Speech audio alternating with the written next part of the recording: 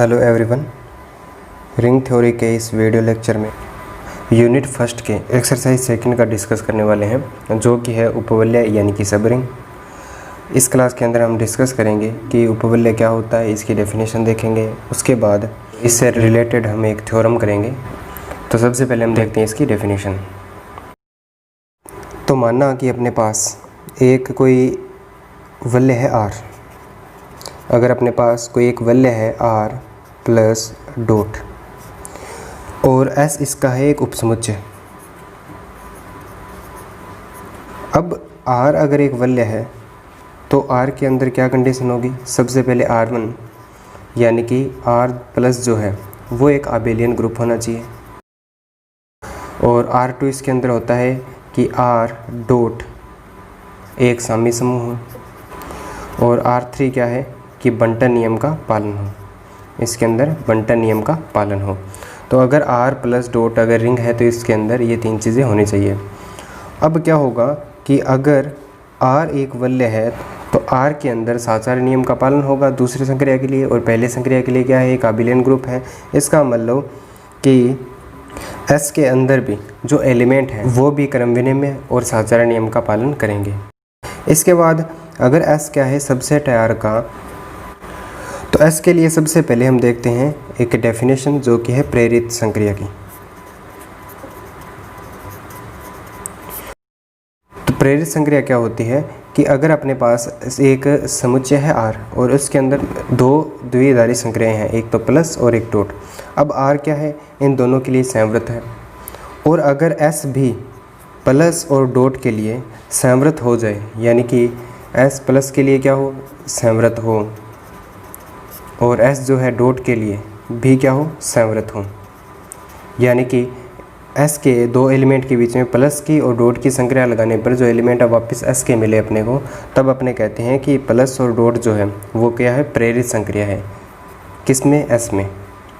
अब क्या होता है कि अगर S प्लस डॉट इनके लिए एक वलय बन जाता है, एक वलय बन जाता है, तब S क्या था, सबसेट था R का, तो S को R का उपवलय कहते हैं।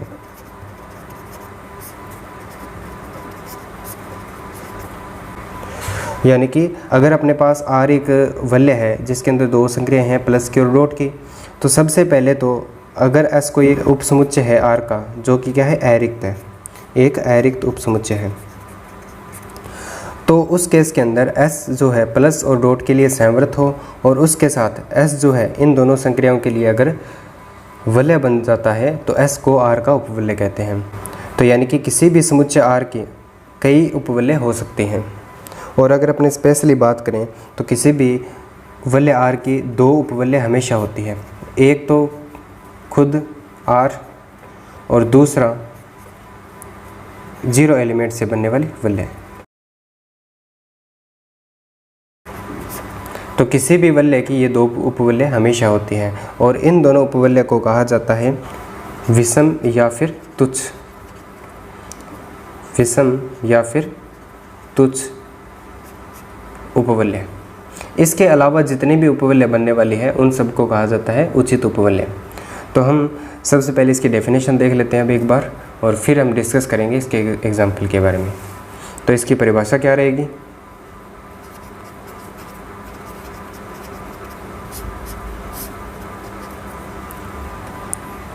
तो अगर हम परिभाषा की बात करें तो किसी वलय R का एक अरिक्त उपसमुच्चय S R का उपवलय कहलाता है यदि R की संक्रियाओं के लिए संवृत हो। सबसे पहले तो क्या होना चाहिए, S जो है वो R की संक्रियाओं के लिए संवृत होना चाहिए, तथा संव्यम यानी कि S जो है वो इन प्रेरित संक्रियाओं के लिए, जो संक्रियाएं R में थी प्लस और डॉट, इनके लिए क्या हो, एक वलय हो, तब अपने S को R का एक उपवलय कहते हैं। और किसी भी वलय की दो उपवलय हमेशा होती है, एक तो संव्यम R, क्योंकि R जो है सबसेट होता है खुद का, और एक जो शून्य एलिमेंट है उससे बनने वाली वलय। तो ये क्या है, पहली संक्रिया का तत्समक अवयव है। तो इन दोनों से बनने वाली वलय जो है वो हमेशा R की क्या होती है, उपवलय होती है, और इन्हें क्या कहा जाता है, विषम या फिर इम्प्रॉपर सबरिंग कहा जाता है। इसके अतिरिक्त अगर कोई भी उपवलय बनती है किसी R की तो उसे कहा जाएगा उचित या फिर प्रॉपर उपवलय। इसके बाद हम देखते हैं इसके एग्जाम्पल। अब अगर एग्जाम्पल में बात करें तो सबसे पहले अपने देखते हैं कि जो वास्तविक संख्याओं का समुच्चय है वो प्लस के लिए और गुणा के लिए क्या होता है, एक वलय होता है। एक क्या है, वलय है। और हम जानते हैं कि जो z है वो प्लस और गुणा इन दोनों संख्याओं के लिए क्या होता है, एक वलय होता है। इसी प्रकार से अगर अपने बात करें कि q यानी कि प्रमेय संख्याओं का जो समुच्चय है वो प्लस और गुणा के लिए क्या होता है, एक रिंग है। तो अब अगर इनको अपने ध्यान से देखें कि z जो है वो उपसमुच्चय है किसका, r का। अगर z उपसमुच्चय है r का और जो संख्याएं r के अंदर थी प्लस और गुणा, उन्हीं के लिए जो z है वो भी क्या है, एक वलय है। इसका मतलब z जो है वो क्या होगा, एक उपवलय होगा r का, उपवलय है r का। इसी प्रकार से अगर अपने बात करें q भी क्या है, उपवलय है r का। और q भी क्या है, इन दोनों संख्याओं के लिए एक रिंग है। अगर इन दोनों संख्याओं के लिए रिंग है तो q भी क्या है, एक उपवलय है r की। इसके अलावा अगर अपने बात करें कि संयम जो r है वो भी क्या है, r का एक उपवलय है। एक अपने जानते हैं कि शून्य एलिमेंट से बनने वाले वलय है। और इसके अलावा z और q भी क्या है, इसकी उपवलय है। अगर ऐसा है तो ये दोनों कहलाती है उचित उपवलय और इन दोनों को कहा जाता है विषम उपवलय। इसका अगर अपने दूसरा एग्जांपल देखें तो अपने कह सकते हैं कि q प्लस गुणा एक वलय है और z प्लस गुणा भी क्या है, एक वलय है। और अपने यहाँ से आसानी से देख सकते हैं कि z जो है वो उपसमुच्चय है किसका, q का। इसका मतलब z जो है वो उपवलय बनने वाली है q की। इसी प्रकार से अगर अपने तीसरे एग्जांपल की बात करें तो जैसे 2z 3z 4z, इस प्रकार के जितने भी समुच्चय हैं, अगर 2z की बात करें तो ये बनेगा 0 ± 2 ± 4 इस प्रकार से। और 3z की बात करें तो ये बनेगा 0 ± 3 ± 6 इस प्रकार से। और ये बनने वाला है 0 ± 4 ± 8 इस प्रकार से। ये सारे क्या है, उपसमुच्चय हैं किसके, z के। और अगर अपने बात करें प्लस और गुणा के लिए तो प्लस और गुणा के लिए z क्या है, एक वलय है। इसी प्रकार से प्लस और गुणा के लिए ये सारे क्या है, वलय हैं। तो ये सभी क्या होंगी, उपवलय होंगी किसकी, z की। तो इसको अगर अपने जनरली लिखें तो इसको लिख सकते हैं mz प्लस गुणा उपवलय है z प्लस गुणा की। तो ये एग्जाम्पल थे कुछ उपवलय के। इसके बाद हम इसकी थ्योरम करने वाले हैं, जो कि है कि कोई अगर अपने पास उपसमुच्चय है एक अरिक्त किसी समुच्चय r का, तो s के इस वलय के उपवलय होने के लिए आवश्यक और पर्याप्त प्रतिबंध क्या है। तो थ्योरम नंबर 2.1 अपने पास है कि किसी वलय r के एक अरिक्त उपसमुच्चय s के लिए r का उपवलय होने के लिए आवश्यक एवं पर्याप्त प्रतिबंध है। यानी कि आवश्यक और पर्याप्त प्रतिबंध क्या है, किसी s के r का उपवलय होने के लिए। अब इसमें आवश्यक प्रतिबंध क्या है, अगर अपने पास कोई s जो है वो उपवलय है r का, तो हमेशा ही क्या होगा कि a s का है, b s का है, तो a - b भी s का होगा और a b भी क्या होगा, s का होगा। पर्याप्त का मतलब ये है कि अगर अपने पास कोई एक समुच्चय है s जो कि उपसमुच्चय है r का, और s के जो एलिमेंट है वो इस नियम का पालन करते हैं। और नियम क्या है कि a भी s का होना चाहिए, b भी s का होना चाहिए। तब अगर a - b भी s का होता है और a b भी क्या होता है, s का होता है, तो फिर जो s है वो अपने आप r का क्या हो जाएगा, उपवलय हो जाएगा। ये हमें प्रूव करना है। तो सबसे पहले अपने देखते हैं आवश्यक प्रतिबंध। अब आवश्यक प्रतिबंध में क्या है कि अपने को दिया गया है कि s एक उपवलय है, माना s एक उपवलय है। अगर s उपवलय है तो जो संक्रियाएँ R में हैं उन्हीं संक्रियाओं के लिए s भी क्या होगी, एक वलय होगी। अगर वलय है तो ये साम्यवस्थ गुणधर्म का पालन करेगी। इसका मतलब क्या हुआ कि अगर a और b दोनों s के हैं तो क्या होगा फिर a b जो है वो किसका होगा, s का होगा, यानी कि दूसरी संक्रिया के लिए साम्यवस्थ होगा। इसी के साथ पहली संक्रिया के लिए क्या होगा, साम्यवस्थ होगा। और अपने को पता है कि अगर s उपवलय है तो प्रत्येक b का हमें प्रतिलोम मिल जाएगा -b। अगर -b प्रतिलोम है पहली संक्रिया के लिए किसी एलिमेंट b का, तो अपन लिख सकते हैं फिर कि a प्लस -b जो है वो भी किसका होगा, s का। इसका मतलब क्या हुआ कि a - b जो है वो किसका एलिमेंट है, s का है। तो हमने ये प्रूव कर दिया कि अगर S उपवलय है तो A S का है, B S का है, तो A माइनस B भी S का होगा और A B भी क्या होगा, S का होगा। क्यों? क्योंकि दोनों संक्रियाओं के लिए संवृत है, के लिए S संवृत है। इसके बाद हम देखने वाले हैं पर्याप्त प्रतिबंध।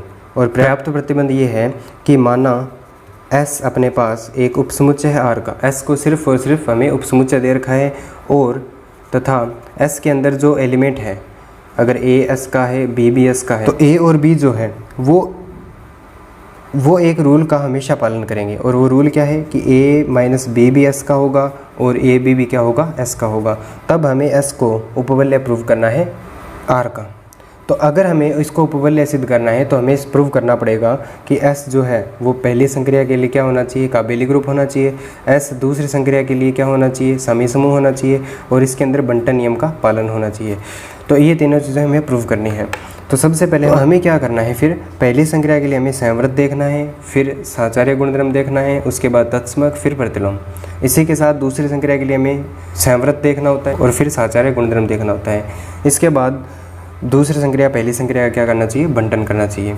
तो सबसे पहले हम पहली संक्रिया के लिए इसको आबेली ग्रुप प्रूव करेंगे, और आबेली ग्रुप प्रूव करने के लिए हम इसके अंदर सबसे पहले तत्समक अवयव देखने वाले हैं। तो तत्समक अवयव के लिए हम क्या करेंगे कि S का अगर A एलिमेंट S का है तो हम इसको लिख सकते हैं कि वापस से A किसका होगा, S का होगा। अगर S के कोई एलिमेंट है तो वो इस नियम का पालन करेंगे, तो हम लिख सकते हैं कि A माइनस A जो है वो भी किसका होगा, S का होगा, क्योंकि B की जगह हमने क्या रख दिया, A। तो इसका मतलब क्या हुआ कि A माइनस A तो क्या है, R का तो एलिमेंट है। अगर R का एलिमेंट है तो A माइनस A क्या बन जाएगा, जीरो एलिमेंट। और अगर ये जीरो एलिमेंट है तो वो किससे बिलोंग कर गया, S से। तो इस नियम से हमने देखा कि जीरो एलिमेंट है वो S का हो गया। इसके बाद हमें देखना है प्रतिलोम अवयव।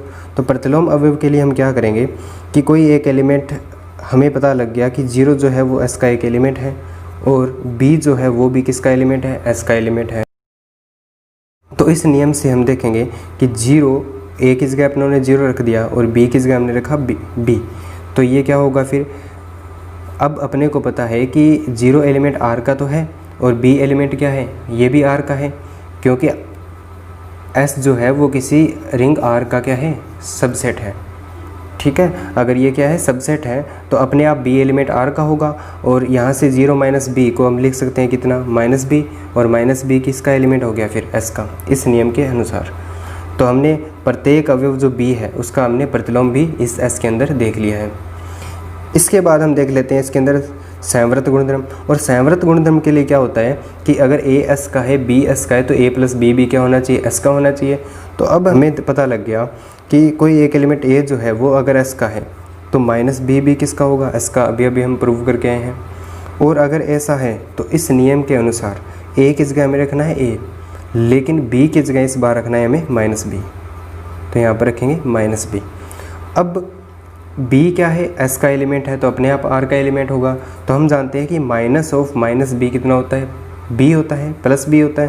तो इसको अपने लिख सकते हैं A प्लस B, और ये एलिमेंट इसके अनुसार S का होगा। संवृत गुणधर्म का पालन भी होता है इसके अंदर, तत्समक भी, और इसके अंदर प्रतिलोम भी है। अब हमें देखना है कि क्या ये क्रम विनिमय नियम का पालन करेंगे। तो हम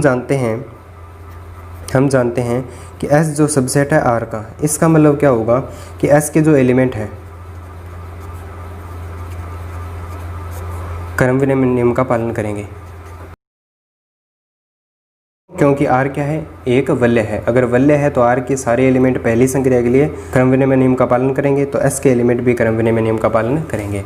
इसके बाद हमें देखना है दूसरी संक्रिया के लिए संवृत होना चाहिए। तो हमें दे रखा है कि दूसरी संक्रिया के लिए वह क्या है, संवृत है, क्योंकि A B किसका है, S का है। उसके बाद हमें देखना होता है इसके अंदर साचार्यता, क्योंकि S क्या है, सबसेट है R का। इसका मतलब दूसरी संक्रिया के लिए, डॉट के लिए S के अवयव भी साचार्य गुणधर्म का पालन करेंगे।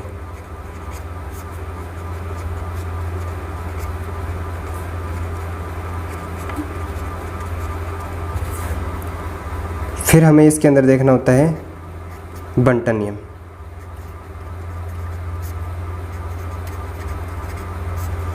तो बंटन नियम का पालन भी होगा। क्यों? क्योंकि S क्या है? सबसेट है R का। तो अगर R के एलिमेंट बंटन नियम का पालन करते हैं दोनों संक्रियाओं के लिए, तो S के एलिमेंट भी तो बंटन नियम का पालन करेंगे। क्यों? क्योंकि S जो है, S के सारे एलिमेंट क्या है? R के एलिमेंट है। इसका मतलब ये भी इस नियम का पालन करेंगे। तो हमने देख लिया कि जो पहले संक्रिया है उसके लिए एक काबिली समूह है S, और जो दूसरी संक्रिया है उसके लिए सामी समूह है, और दोनों के लिए यानी कि दूसरी जो संक्रिया है वो पहली संक्रिया का क्या कर रही है? बंटन कर रही है। इसका मतलब S क्या है? S क्या है? S एक उपवलय है R का। तो ये हमें प्रूव करना था। ये होती है आवश्यक और पर्याप्त प्रतिबंध किसी भी समुच्चय S के R का उपवलय होने के लिए। नेक्स्ट क्लास के अंदर हम इसकी थ्योरम नंबर 2.2 करने वाले हैं। उसके साथ इसके जितने भी एग्जाम्पल है वो हम डिस्कस करेंगे।